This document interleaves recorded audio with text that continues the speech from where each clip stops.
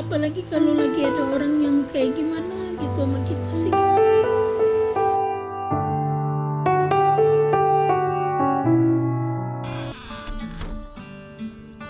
Sejak pagi, Andi Herianto bersama istrinya Tati Suhaena sudah beradu nasib di tengah hiruk-pikuk stasiun KRL Cakung, Jakarta Timur. Sudah 8 tahun pasangan tunanetra ini menjual roti dan aneka makanan di antara lalu lalang calon penumpang kereta.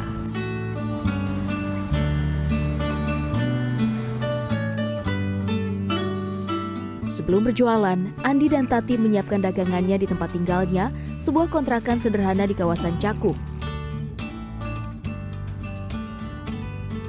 Ada roti beragam rasa. Assalamualaikum. Pak, mau antar roti, Pak? Iya. Bukan diproduksi sendiri. Semua dagangan ini diantar langsung dari produsen melalui kurir. Andi dan Tati tidak memungkiri keterbatasan penglihatan menyulitkan proses pengemasan dan penataan. Meski begitu, keduanya tidak pernah mengeluh ataupun menyerah.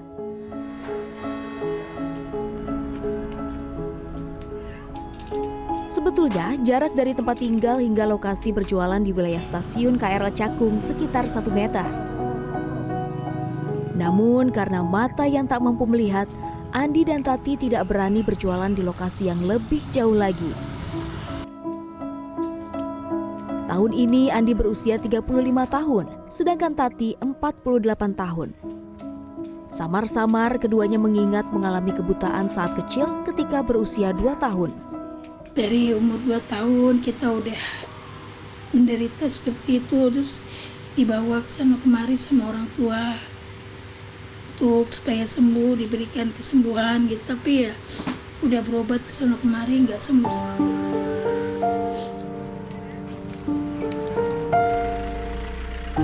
Siang atau malam saja, hanya tongkatlah penunjuk jalan bagi keduanya. Bertahun-tahun melewati rute yang sama, Andi sudah hafal ciri dan letak lubang jalan menuju tempat berjualan. Sebelumnya, Andi dan Tati sempat berjualan keliling, namun kerap kali mereka tersandung hingga terjatuh. Kebanyakan karena kendaraan yang parkir di tepi jalan, belum lagi masih ulang oknum pengendara yang tidak memprioritaskan mereka sebagai kaum difabel. Itu nggak menghindar, jadi berbarengan. Saya maju, mobil sudah ada, kendaraan itu yang roda 4 itu udah ada di depan saya, jadi tongkatnya belum sempat saya naikin, dia udah ngelindes duluan ya. Ya udah, kita pasrah aja dah. Sejak saat itu, Andi dan Tati tak lagi berjualan keliling dari satu wilayah ke wilayah lain. Ya itu lagi nyari-nyari jalan, terus ya tongkatnya mungkin kurang kendali, itu nggak tahu jatuhnya gimana. Kaki sebelah dulu pertama, lama-lama jatuh semua orang sampai ke dalam got itu. Begitu banyak rintangan mengadang saat berjualan. Padahal sekejap perhatian saja sudah cukup membuat mereka tenang saat di jalan. Andi dan Tati tidak mengambil untung banyak dari dagangannya. Rata-rata hanya 1.000 sampai 2.000 rupiah untuk setiap makanan.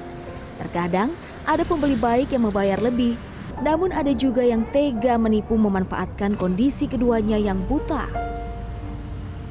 Ya dia pura-pura beli harga berapa bu harganya, 16 katanya. Ya udah nih kata dia bilangnya nggak usah kembali, taunya uangnya cuma 10.000. Pokoknya saya kalau inget-inget itu semua Pak, ya Allah, rasanya nggak pengen lagi jualan, tapi kita masih butuh makan, butuh tempat. Ya, setiap kali menghadapi cobaan, Andi dan Tati berupaya menguatkan perasaannya demi bertahan hidup. Ya sedih banget kalau lagi nggak laku, apalagi kalau lagi kehujanan. Terus pas lagi mau bayar rumah benar-benar nggak punya uang.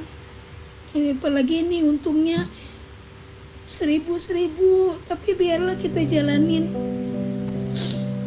Kadang-kadang suka pengen nggak mau jualan, tapi gimana lagi. Sudah lewat jam makan siang, Namun belum ada satupun makanan yang terjual. Entah roti ataupun kerupuk, susunannya masih sama seperti saat di rumah.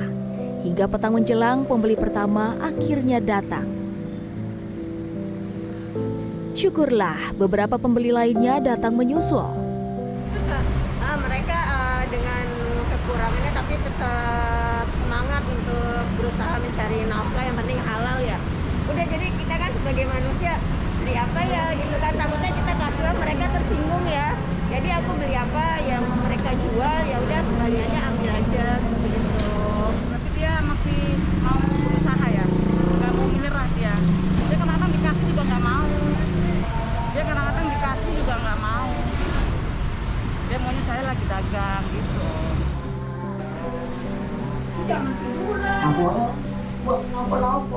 Lelah berjualan, Andi dan Tati biasanya saling pijat. Ya, sebelum berjualan makanan, keduanya memang pernah menjadi pemijat tunanetra. Namun penghasilan dari pijat sangat tidak menentu. Yang lama gitu 5 jam. Pernah 2 bulan hanya ada 1 orang yang menggunakan jasa pijat mereka. Sementara dari berjualan makanan, rata-rata Andi dan Tati memiliki penghasilan Rp20.000 sampai Rp50.000 per hari. Jumlah yang tentu jauh dari kata cukup untuk memenuhi kebutuhan sehari-hari. Andi dan Tati pun tak jarang menahan lapar di rumah agar penghasilan jualan cukup untuk membayar kontrakan. Mukanya. Pengennya ada keluarga yang bisa nerima kita gitu. Pengennya ada keluarga yang bisa naungin kita, yang bisa nerima kita apa adanya gitu.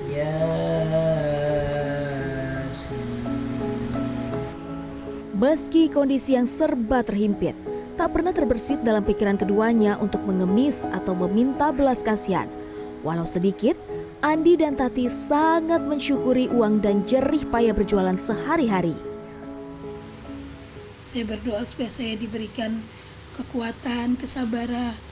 Meskipun saya juga nggak punya keturunan, padahal yang saya harapkan kan keturunan, tapi ya Allah punya cerita lain. Rian Fernando, Dwi Agung Yuldiarto, Jakarta.